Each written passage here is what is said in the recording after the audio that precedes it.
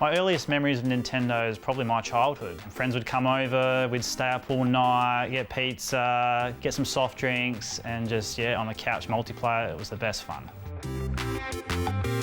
It was one Christmas and I opened my present up and there was a Super Nintendo. And as I got older, I just wanted to relive my childhood again. Why don't I give you a tour of my Nintendo room? Here is my wall of rare Nintendo consoles.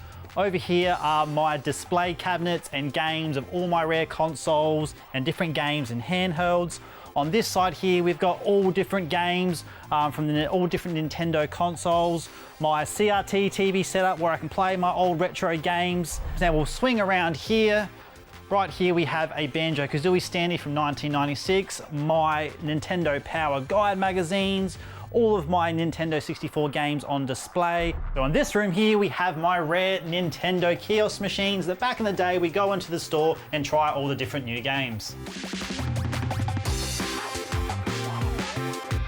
The Nintendo 64 one is very rare. There's 4 or 5 complete ones left in Australia. One, the arcade machine. I got it from a indoor mini golf store that was closing down. I was a little bit cheeky. I borrowed the work van and said I was doing something else. Drove the work van all the way out to Penrith, picked up this arcade machine, drove it to my house, chucked it in my house, went back to work like nothing happened.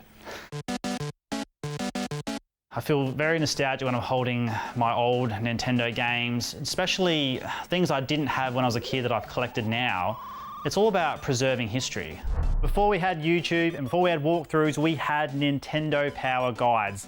This here is how we solved games back in the day. Yes, you could ring up and go to the Nintendo hotline, $5 a minute, how do I solve this? Or you could go and buy a Nintendo guide, and these things saved us. I'll open this one up for example, and I've got the persons back in the day, they wrote on this piece of paper where all the different secret bonus rooms were, where all the cheats were. So now I'm preserving, that's 30 years old, and I'm keeping that in this magazine because it's a cool story to talk about. As the years go by, you get more and more, so you have to find ways to make the best of the room you have. I've got glass display cabinets, bookcases, stands.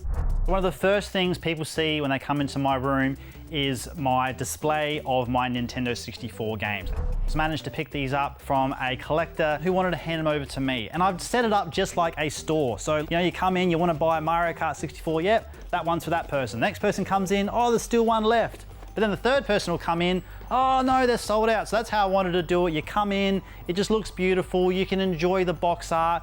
And yeah, I just love it.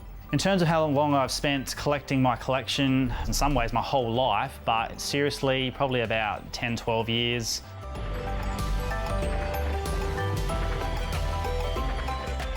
Nintendo over the years have come up with some pretty cool ideas, but unfortunately when it comes to the Virtual Boy, this was not one of them. It didn't sell well because basically it just gave you a really bad headache. You'd get the game, you'd plug it into your ears, you have the controller and play away, but then after about 5 minutes, you had to take it off because the pixelation, it would give you a massive headache. It didn't sell very well. It came out in 1995 because we just weren't ready for virtual reality technology, but these days it's a cool collector's item and a great talking piece.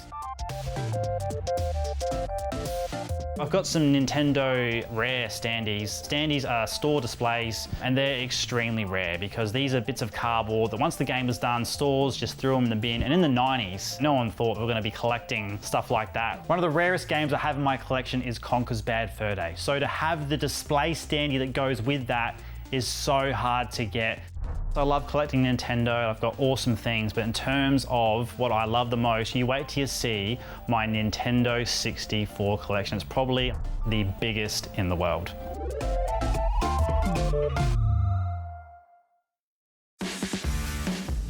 Whether you're looking for